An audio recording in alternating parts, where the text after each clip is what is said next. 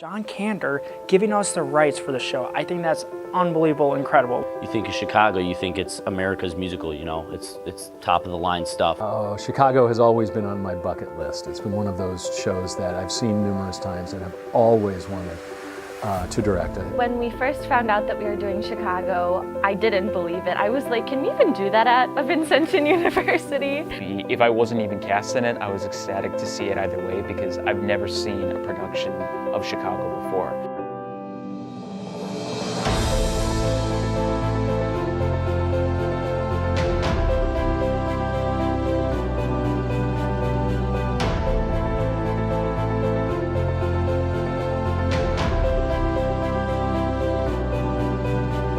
What is that? Is he going to screw up, or is there hope that he's going to... There was a little hope. Good. Yeah. Okay, good. Good. Because I think we need to see that, okay, is he going to... Come on, big boy, come on, big boy. 3 or so years ago, for our 50th anniversary, we wanted to celebrate Brother Augustine's legacy and his friendship with Kander and Ebb by doing a production of something by Kander and Ebb. We chose Curtains because it was one that had not been done before, and we invited John to join us at the gala, and John came, and it was really marvelous, and he was wonderful and very complimentary. But he did make a comment to us that we really needed to supplement our music program. And we took that to heart. You know, when a Broadway composer tells you, you know, the music's not what I wrote, you pay attention. So we applied for the rights to Chicago from the publishing house that owns it, and were denied.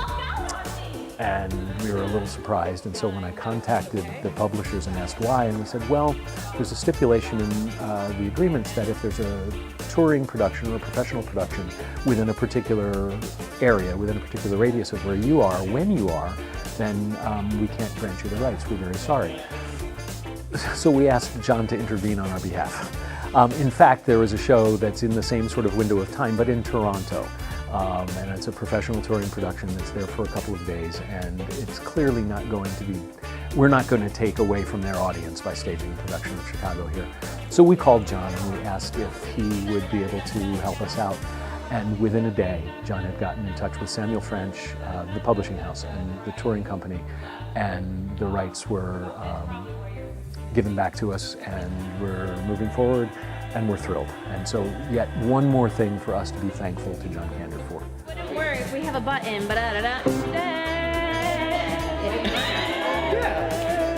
My first impression when I first heard that we were going to do Chicago, because when this year's season was announced last year, they didn't exactly announce which Kander and Ebb show we were going to be doing. They said it would be either Chicago or Cabaret, but then when we got the email, which basically the title of it was Pop, Squish, whatever that is from Cellblock Tango, everyone started freaking out. I had a little mini panic attack going, oh my God, we're doing Chicago, this is amazing. She says, Faith, there's a boom. We'll see how fast you can do it. Finally, I think, boom, okay? Well, my first reaction was, wow. As busy as I am, I can't pass up this wonderful opportunity. And having been, or I am an alumni of the theater department, I really wanted to make the students shine and make the department shine. But then when I revisited it and researched Chicago, the second part to that equation was, I said, oh no, what did I just say yes to? Because I was really overwhelmed. But I'm not a quitter. I was ready to take on the challenge. The last time I had choreographed here was chess with Brother Augustine. And so I wanted to make him proud, make my parents proud, and of course make the department proud as well. I'm gonna have a swell act too. Yeah, I'll get me a boy to work with. Someone who can lift me up and show me. Yeah, during auditions, especially as a dancer, when you're doing Chicago, which is a Bob Fosse heavy dance show, of course you want to dance in that show. And I would have been so happy as ensemble member. But also in the back of my head, I was like, Roxy's a dream, you know? Chicago was originally a play, and then they made it into a movie called Roxy Hart, and then in the 70s they made it into the big musical that we know what it is. So I made sure that I was familiar with all of those different elements. The movie is very different from what we're doing. But still, like, even being able to see that and seeing different interpretations of the character was really helpful. And of course, studying like the classic actresses and dancers who played Roxy. But taking little things, but finding myself in that character is definitely the coolest part of the process. For her first number, Miss Roxy Hart would like to sing a song of love and devotion dedicated to her. I think what's so important about this musical is the new direction by Dr. Bridget.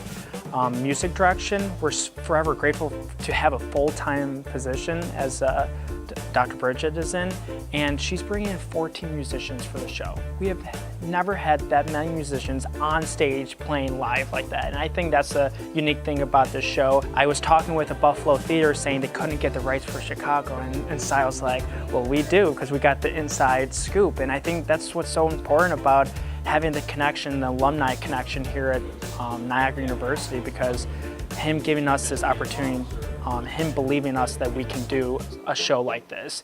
And the cast is just stacked with just talent. They are absolutely phenomenal. Every night when I watch rehearsal, I am in awe of what they can do, what they can perform, and the design team is just going all big on this one. And it's just, again, feeling blessed and honored to work with such a talented group of people. Cymbal Crash, Fred Casely. And now, the 6 merry murderesses of the Cook County Jail, Cell Block Tango. Chicago is one of my bucket list shows. It's what we say for the shows we always want to do before our careers are done. I've always been drawn to the music and the style, so knowing that my first year at this university I'd have the opportunity to do it was outstanding. I was absolutely thrilled. And then it was really fun whenever I told someone I was coming to work here, and I explained, what my position was, and I got to say, and we're doing Chicago in the spring. Everyone who understands theater instantly lights up. They all understand how exciting a show this is to put on. So there will be 14 players, myself included, and we're going to be on stage, built up on a 7-foot platform behind bars. We're going to look like we're in prison as well. So we will be costumed, we will be visible, and there will even be some interactions between members of the band and members of the cast, which is a classic way the show's been done.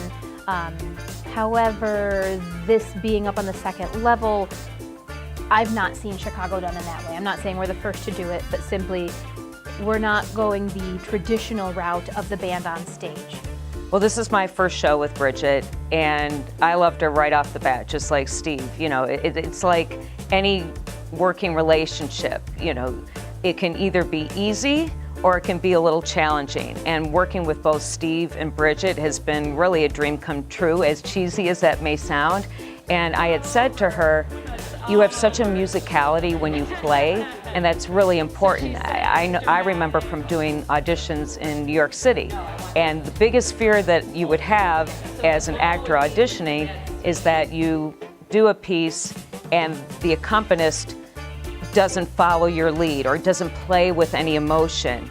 And she's not only technically brilliant, but she brings emotion to when she's playing, which helps me out to hear and come up with different ideas, helps the students out in terms of learning each of the pieces. And also, once again, it goes back to that communication. I think both Bridget and Steve, we all three of us listen to each other. I'll forget that she's there, and so I tell her, remind me that you're there, because my wheels are always turning, and I'm trying to put up as many dance steps and routines as quickly as possible, but that the students can absorb as quickly as possible. And she will just look at me, and I haven't said a word, and she'll know exactly what I'm going to say next. Like, okay, we're going to start from the beginning, or let's start from, yep, I know exactly where you're talking about. I know exactly where you're talking about. So she's also a mind reader, and that's important. I've worked with Bridget before this past semester, and she loves me, and so we get to carry that work with us in this production, and it's wonderful. It's like it hasn't stopped since. Like, she's continuously trying to keep me engaged in the singing, and it is a very important factor in delivering the story and delivering the music the way it is meant to be heard. So we spent this past year, searching for a full-time music faculty, and after really wonderful, challenging process, landed a remarkable young woman, Bridget Moriarty, Dr. Bridget Moriarty, who has joined us this year. And she has really made a difference, even in the first year that she's been here, less than a year. She's setting the bar really high for our students, and they're meeting the challenge. She has brought to the table an ability for us to do musicals like She Loves Me, musicals like Chicago, with a much larger orchestra, to fill our theater with sound that we've never really quite been able to do before. Well, Bridget is my personal hero, I have to say. It's just been such a blessing to be able to work with her my final and last year. She's taught me so much, and I've learned so much from her within this short period of time. That's just made me so much more prepared and ready for this monster of a show, you know. So I'm just thankful we have her, because it's very relieving to know that she can help us with whatever we need in any area. It's so nice to have the stability of having Bridget as our music director, knowing that she's doing all of the productions, that she's the head of the vocal department. And as a person, she's also so funny, so like sarcastic and witty, so it's great to work with her.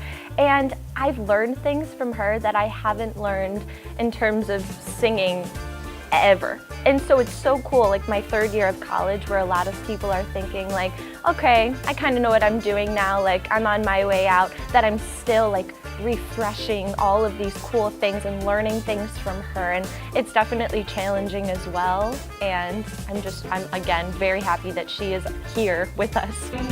You can like the life you're living, you can live the life you like, and you're just looking straight out here, but obviously use your face. Working with Natalie has been wonderful. I've seen her work in the last year's spring musical production of Pajama Game.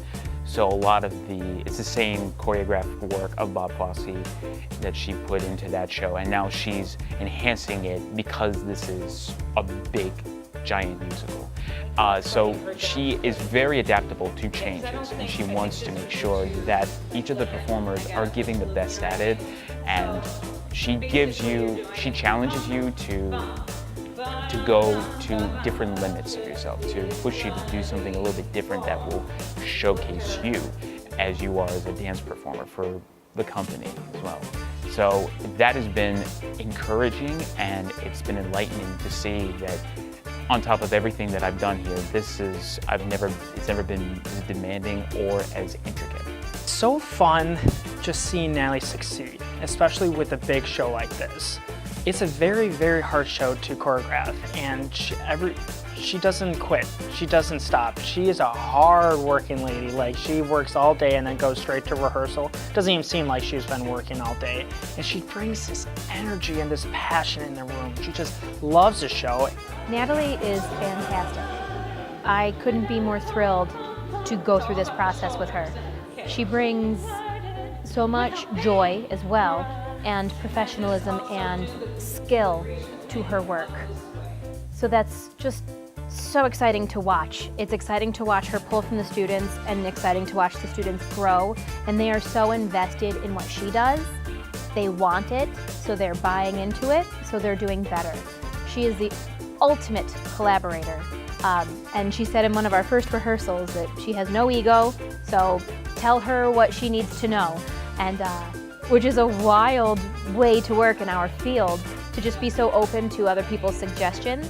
So she's always open when Steve has a suggestion, when a student has a suggestion, and she's really willing to push the students as far as they can go, but also allow them room to feel comfortable. She's a specialist in a way in Fosse.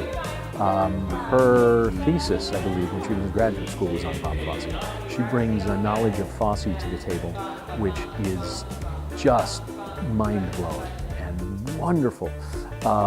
And she then transfers that knowledge into a passion for doing with the students on stage, which is really kind of wonderful. Oh, I love Natalie so much. I think she's my spirit animal. Here's a confession. She's so fun, but she's brilliant. She does so much research. I mean, along with the whole team. She does so much research in terms of the dance moves that they did in times of vaudeville. So she does that research and she incorporates it in every different number. And because every number has a different style, she makes sure she knows which movement works with which style, and she pieces it all together. So she's so good with that, and I love the way that she challenges me. It's almost like she's like, "Can you do that?" And I'll be like, "I don't know, can I?" And so she challenges me so much, but we also just have such a great time, and I'm really happy she's on board with us. And he was backing through the window, and I was thinking about my wife, and a nod or something from you. Oh yeah. And so I took, and that's where we start. You know, His energy is definitely infectious. You can see clearly how much he cares about the show, how much he cares about our students, and how much he cares about the process. And we think it's our job to institute a love of the process of theater for our students, not just the result. And he stands for that in the exact way he works. He's a very organic director in what he brings. He has a clear idea of what he wants things to look like, how the stage will be set, and what he expects of the students. But then he lets them explore freely and sees what they bring. And then it's what they bring is what he reacts to and goes further with there. And by the end of it, you have a fleshed out scene. I've always enjoyed working with Steve. I have worked with him a number of times. This is my 4th time being cast under his direction, and it is the same as it is before, but I know that Steve wants to treat this story with the respect from people like John Kander, who this department has a great relationship with. And I know that he is doing the best that he can to display that to the audience and to get them involved in this storytelling like they've never seen it before again, like when it was first originally premiered in the 70s.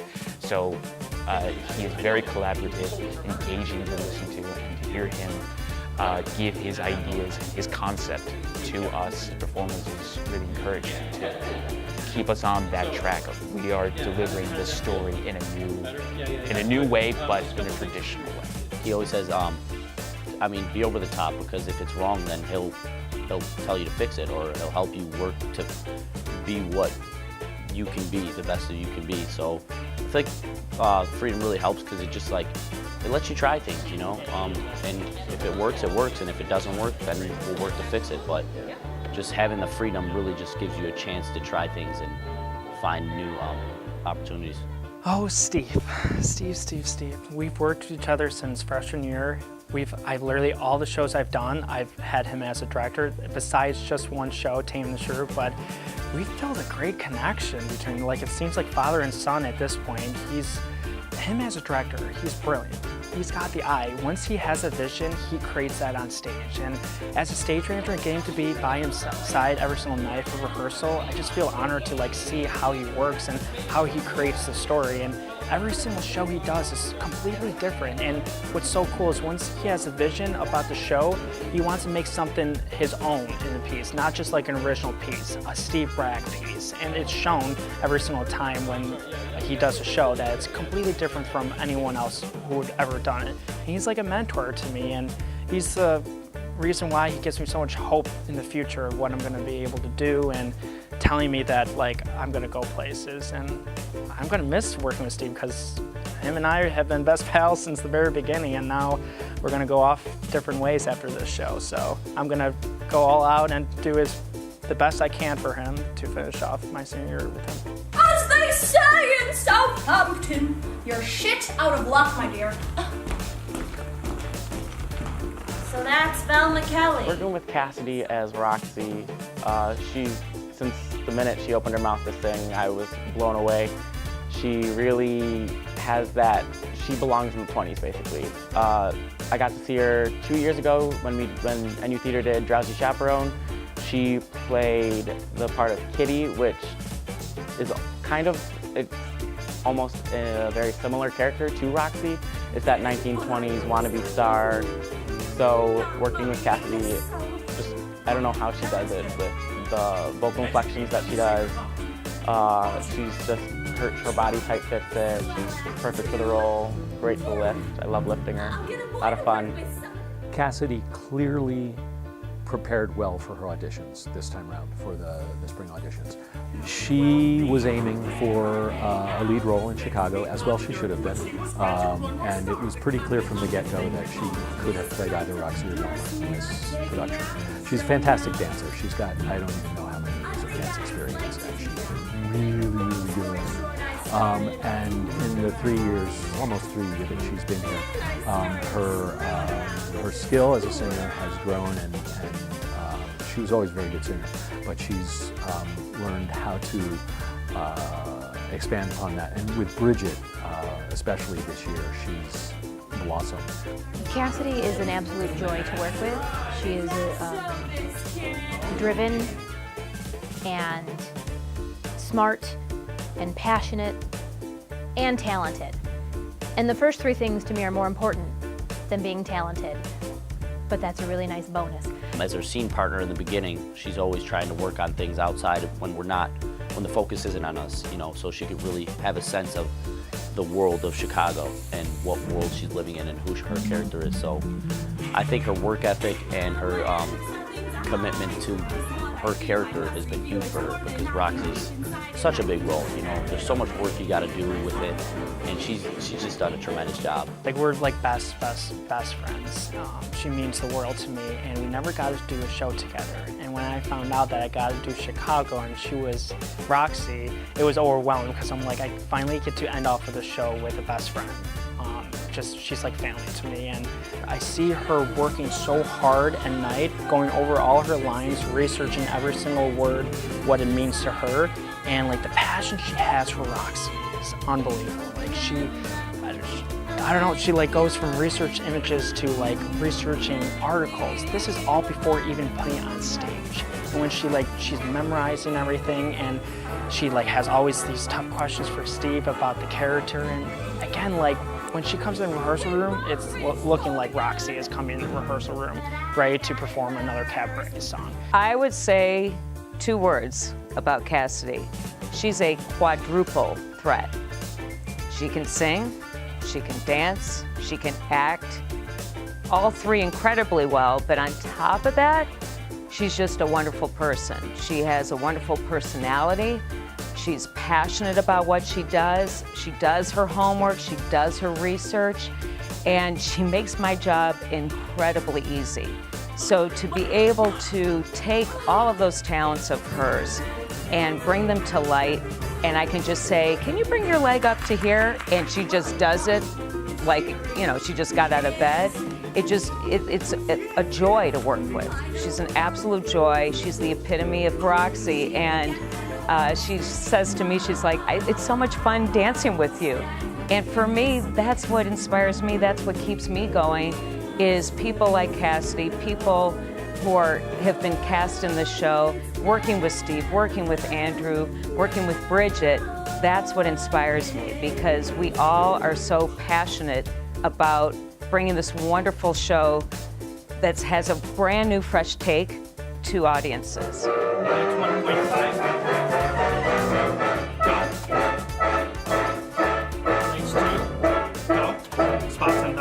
So actually, before I had Andrew as a stage manager, I was actually, he was on stage with me in Guys and Dolls, and it was just so cool getting the opportunity to see him put in work on stage, because he's such an all-around kid, you know. Like, I would have never thought I'd see what he did in Guys and Dolls from him, and it was just great to see what he could do with that. And I was just really inspired by him trying other things other than stage managing. But with stage managing, he does such a great job. He just has this locked-in mentality of, this is what we have to get done, and this is what role I have to play, and this is what we're gonna do. And he's reliable, you know. Working with Andrew Hayes as a stage manager is one of the best experiences I've probably had here at NU. He's one of the most organized, professional acting stage managers that I've gotten to work with, both in school and outside of our theater program here at Niagara. I can tell he's as passionate of doing Chicago as I am. So, and that's half the battle too, because just like we're working with Bridget and working with Steve, when I need a second opinion, or I'm trying to figure something out, or I'm trying to find a prop, he's already ahead of the game and helping me out. So he's a phenomenal stage manager, and I know, without a doubt, I know he's going to get work right away coming out of Niagara. Yeah, this is actually my first show with Andrew as well. So working with Steve and Andrew was like, it's like a well-oiled machine. They work so well together. And Andrew is such a hard worker. He goes above and beyond to make sure that everything is running smoothly. So professionally, it is so awesome to have a stage manager like that. And I know he's gonna do amazing things once he graduates. And then like on a personal level, having your best friend in the process with you is so nice, because it's almost like someone who's there for you when you're not sure if you're doing great, and who's like, you're doing well, or, you know, it's just great to have that support. One of Andrew's greatest attributes as a stage manager and as a collaborator is his dedication and passion for the work. He loves what he does, and he will bend over backwards to make sure that things get done, which is fantastic. How he's grown has been that he's been able to learn and develop structure to accompany that enthusiasm. And it's been really kind of cool, very interesting, and gratifying to watch him grow. He's going to be a very, very good professional stage manager. And we're really seeing that his level of organizational skill is now approaching a point where it's matching his enthusiasm for each project that he works on. They don't treat it like a student production. They treat it the way we're hopefully training them in their skills classes to work, is as professionals. They are really, really 100% dedicated, as if this were a paying job, as if this were, and it is, this is what they want to pursue going forward. You know, that's why they're here. So you can't ask for better than that.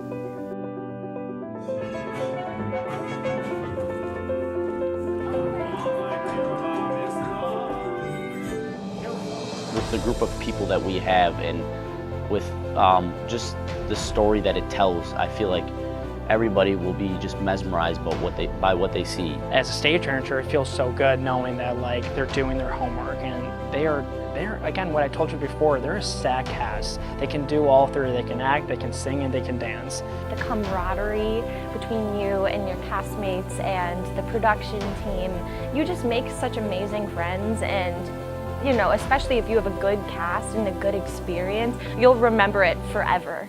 Meeting these students and making the connections I've made with them already has been, it's just all you could ask for when you're going to a new position.